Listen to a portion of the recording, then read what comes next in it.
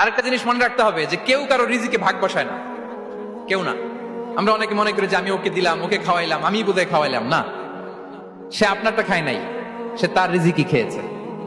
আমাদের ঘরে আমাদের বন্ধু বান্ধব আসে অনেক সময়, আমাদের ঘরে অনেক সময় অতিথি আসে, তাদেরকে আমরা আপ্যায়ন করি, তাদেরকে খাওয়াই।